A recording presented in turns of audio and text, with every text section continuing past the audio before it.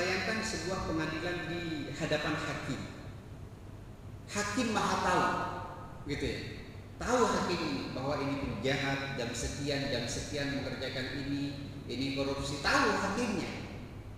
Lalu tanpa badimu, hakim langsung kamu neraka, kamu surga, kamu neraka, langsung tujuh begitu. Itu kira-kira nyaman nggak? Iya, di para terdakwa itu, terdakwanya bisa berkelit. Oh, saya nggak pernah kok, sampean bohong, bisa begitu ya. Maka oleh Allah Subhanahu Wa Taala supaya tidak ada apa istilahnya kesempatan untuk berkelit ya di manusia, maka oleh Allah kamu tidak perlu membantah. Saksimu ada, ini CCTV-nya, catatan malaikat. Yang kedua, kalau kamu tetap mau membantah, tak kunci mulutmu, silakan tanganmu berbicara, kakimu silakan menjadi saksi. Ngomong Pak, nggak bisa berkelit. Kalau kamu masih mau membantah, ini nih tempatmu dulu kamu mengerjakan kejahatan nih, menjadi saksi, berbicara juga. Kamu masih mau berkelit, ini orang-orang yang bersama denganmu bisa memberikan testimoni apa akhlakmu, bagaimana perilakumu, ini. Nah, kira-kira begitu. Maka Allah Subhanahu Wa Taala jadikan 4 saksi itu agar kita tidak lagi bisa beruzur atau beralasan di hadapan Allah Subhanahu Wa Taala. Nah, itu yang pembahasan kita. Nah, berikutnya jemaah sekalian, berapa lama sebenarnya waktu ujian? Kalau secara umum tadi waktu ujian manusia berapa lama? 1,5 jam kehidupan akhirat. Tetapi oleh kita terasa sangat lama. Padahal 60 tahun itu sangat sedikit. Kita hidup di atas tanah dengan hidup di bawah tanah itu lebih lama di atas tanah atau di bawah tanah? Lebih lama di bawah tanah. Itu yang di bawah tanah dimakan sebelah itu berapa tahun di bawah? Itu bisa jadi sejak zaman kemerdekaan sudah berada di bawah tanah. Kalau kita pergi ke daerah Ma'la atau di daerah Mekah gitu ya, tempat pemakaman para sahabat, itu berarti 1004 tahun di bawah tanah. Dan kita di dunia ini hanya hidup keluyuran ya sekitar 60 tahun 1,5 jam saja. Secara umum. Lalu sebenarnya waktu ujian kita berapa? Maka beliau berkata di sini. Iya. Fahiyya min lahzatit taklif ila lahzatil maut. Waktu ujian kita itu tidak sama, yaitu dari masa kita dibalik sampai kita meninggal. Nah, sekarang begini. Wa idza kana talib fil imtihan. Kalau biasanya siswa di kelas ujian waktu kita masih sekolah itu ada ya'lamu kam baqiya minal waqt. Dia tahu sisa waktunya. Kalau kita di ujian kan, silahkan semuanya kertas disiapkan, terus bolpen disiapkan. Waktu kita 90 menit misalnya kata pengawas, ya kan? Apa yang terjadi? Siswa tahu kan? Lalu siswa yang tahu bahwa waktu ujiannya 90 menit, apa yang mereka lakukan? Ada yang serius, ada yang santai, ada yang cepat selesai, gitu ya. Ada yang nolak sana sini, gitu ya. Nah, itu kalau tahu waktu ujian. Sekarang begini Pak, umpamanya kita masuk ruang kelas ujian, lalu dibagikan kertas dan bolpen, silahkan semuanya dikerjakan. Kita heran, pasti ada pertanyaan di sana. Apa pertanyaannya? Iya, kalau kita masuk ruang kelas, dibagikan kertas, dibagikan bolpen, terus pengawasnya ngomong, silahkan kerjakan itu ujiannya sekarang. Apa pertanyaan kita? Waktu, berapa lama waktu siapa? Kan gitu ya. Maka pengawasnya menjawab, waktunya adalah kapan kertas itu saya ambil, berarti waktumu habis. terserah saya. Setiap orang nanti kertasnya saya ambil beda-beda. Kapan waktunya kertas itu saya ambil, waktu mau habis. Jadi tidak ada waktu khusus. Apa yang terjadi? Ya, maka kata beliau, walau anna li talibin ukhbira bi annahu laysat hunaka muddatun muhaddadatun lil imtihan, kalau bagi siswa itu diinformasikan tidak ada waktu khusus untuk waktu ujian, ya, wa annahu yumkin an tushab minhu waraqatul ijabah, dan sangat mungkin kertas ujian akan diambil kapan saja, apa yang akan terjadi? La badala kullama yastati'u min juhdihi, niscaya orang tadi, siswa tadi yang diberikan kertas ujian tapi tidak ada waktu khusus, dia akan mengerahkan seluruh potensinya untuk mengerjakan ujian dengan sebaik-baiknya. Nah, kenapa kita santai lah? Padahal waktu ujiannya juga tidak jelas. Potensi kita masih banyak di sini, masih tersimpan, belum diflorkan gitu ya. Nah itu ya jemaah sekalian. Maka kata beliau, niscaya orang ini pasti akan all out gitu istilahnya, mengeluarkan seluruh potensinya untuk mengerjakan soal ujian dengan baik. Kemudian berikutnya, walama adha'a lahzata wahidatan min lahzatil imtihan, niscaya dia tidak akan menyia-nyiakan waktu. Ya, orang yang waktu ujiannya tidak jelas, maka dia tidak akan menyia-nyiakan waktu. Apa sebabnya? Sebabnya adalah karena tidak ada waktu khusus. Ya, khawatir nanti sewaktu-waktu kertas ujiannya diambil oleh pengawas, maka dia jadikan waktunya betul-betul berharga. Nah, kita kadang-kadang kan nggak merasa begitu, Pak. Nah, apa berikutnya?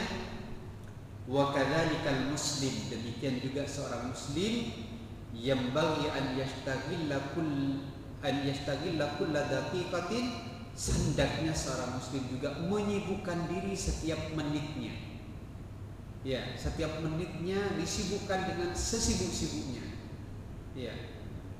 Untuk apa? Lil fauzi bihadhal imtihan, agar bisa sukses dalam menempuh ujian.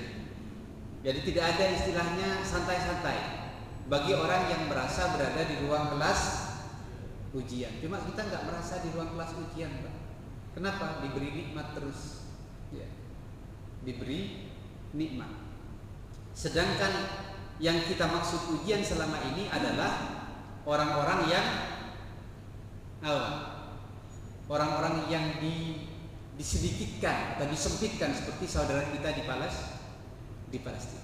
Sedangkan kita yang setiap hari bisa nafas, bisa mencari nafkah dengan tenang, itu nggak merasa diuji. Padahal dia juga sedang diuji oleh Allah Subhanahu Wa Taala. Wa nabluukum bisyarri wal khairi fitnah, dan kami menguji kalian bisyarri, dengan keburukan, ya, wal khairi, dan juga dengan kebaikan. Kami uji kalian dengan sakit, dan kami uji kalian juga dengan sehat. Kami uji kalian dengan kemiskinan, dan juga kami uji kalian dengan kekayaan. Kami uji kalian dengan jabatan, kami uji kalian dengan kegagalan untuk mencapai jabatan, dengan habis hartanya. Ada yang habis 3 miliar nggak jadi anggota DPR. Ada yang jadi, Pak, cuma mikir, ditanya, kalian mengembalikannya gimana caranya? 3 miliar ya dibagi 5 tahun, dibagi 12 bulan, nggak cukup hasil gaji anggota DPR. Nah itu kayak gitu. Nah itu diuji oleh Allah Subhanahu Wa Taala. Wa nabluukum bisyarri wal khairi fitnah. Kami uji kalian dengan kebaikan dan juga keburukan. Oke, cuma kita kadang-kadang merasa diuji kalau mendapatkan keburukan. Nah, Bagaimana bentuk sarana ujiannya? Nah ini. Wa amma wasailul imtihan. Adapun sarana ujian. Jadi ada pengawas ujian, ada waktu ujian, ada sarana ujian. Nanti ada materi ujian. Soal-soalnya apa saja?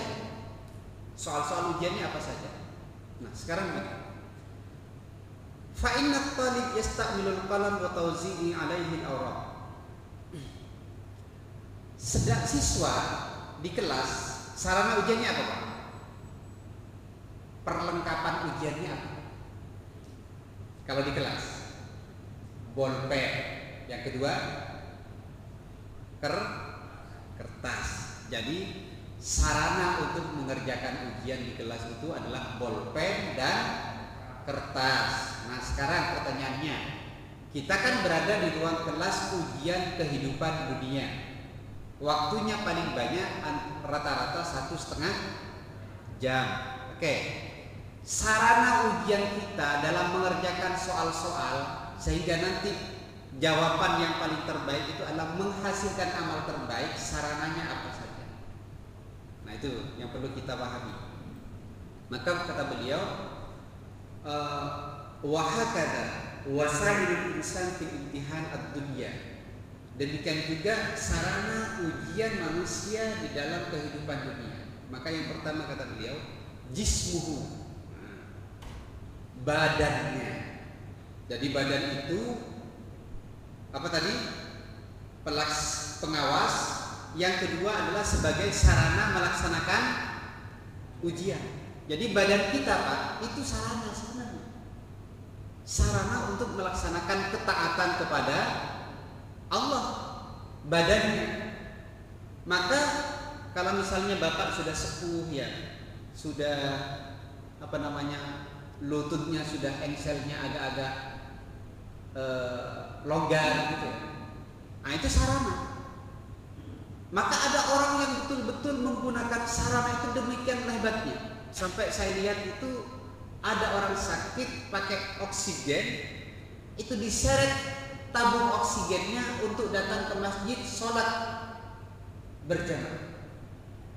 Dia sadar bahwa tubuhnya itu sarana dan sarana ini masih bisa digunakan. Maka dia gunakan sarana itu dengan sebaik-baiknya, diseret itu tabung untuk sholat berjamaah di masjid. Nah, bagaimana dengan sarana yang Allah berikan? Badannya sehat, nggak ada masalah. Nah, ternyata dijadikan sarana untuk bermaksiat. Maka badan itu sarana. Maka ibu-ibu nggak perlu terlalu bersolek. Cuma sarana. Bapak-bapak kalau mau kondangan ibu-ibunya terlalu lama, panggil aja. Bu, nggak usah lama-lama. Cuma sarana. Gitu. Berangkat aja, nggak usah lama-lama bermake up dan lain sebagainya. Tujuannya keundangan, bukan untuk memamerkan wajah, memenuhi panggilan saudara yang sedang senang. Ya sudah, pakai sewajarnya saja. Nah, itu sarana. Maka kita harus paham bahwa yang paling penting adalah tubuh kita ini bisa digunakan untuk sujud kepada Allah. Maka kita tidak perlu sedih ketika tubuh kita itu tidak sempurna, selama masih bisa digunakan untuk beribadah kepada Allah.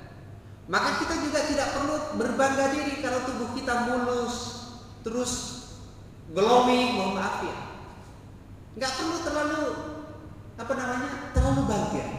Apa artinya glowing, apa artinya mulus, tapi tidak digunakan untuk taat kepada Allah, tidak digunakan untuk sujud, tidak digunakan untuk baca Quran, tidak digunakan untuk berbicara yang baik.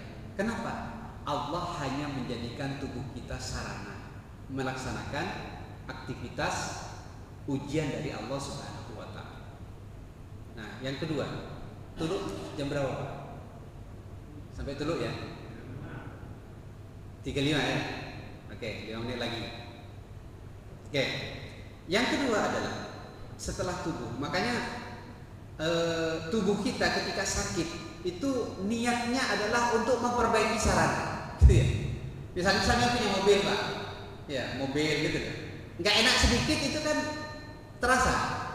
Langsung sampean bawa ke mana? Ke bengkel. Tujuannya agar apa? Agar bisa digunakan dengan baik. Jalan-jalan, ya, mobilitas, bisa berkunjung ke sana. Itu tujuannya. Bisa beramal, bisa berkunjung ke sana. Apa namanya? Mobilnya itu hanya sekedar sarana. Maka sama dengan kita, badan kita ini dijaga dengan baik supaya tetap bisa beraktivitas, bukan menghindari mati. Kita itu nggak akan pernah terhindar dari mati. Lah Ustaz, nanti kalau nggak berobat tetap supaya sehat, supaya mobilnya, kendaraannya bisa digunakan dengan baik. Itu saja sebenarnya tujuannya. Maka kita berobat ke dokter, berobat ke mana? Ke alternatif. Supaya sehat saja. Terus apa untungnya kalau sehat? Ya supaya bisa digunakan beraktivitas ibadah kepada Allah Subhanahu wa taala. Itu kira-kira Mas kan. Nah, yang kedua, waktu Allah berikan waktu. Waktu itu sarana. Nah, sekarang hari ini misalnya hari Ahad, kita diberikan waktu oleh Allah 1 hari tambahan. Allah berikan sarana, aku berikan kamu sarana waktu hari Ahad ini. Apa yang akan kamu lakukan untuk mengerjakan soal-soal ujian kehidupan di hari Ahad ini? Makanya bahasanya Nabi, waj'alil hayata ziyadatan lana fi kulli khair, ya Allah, jadikan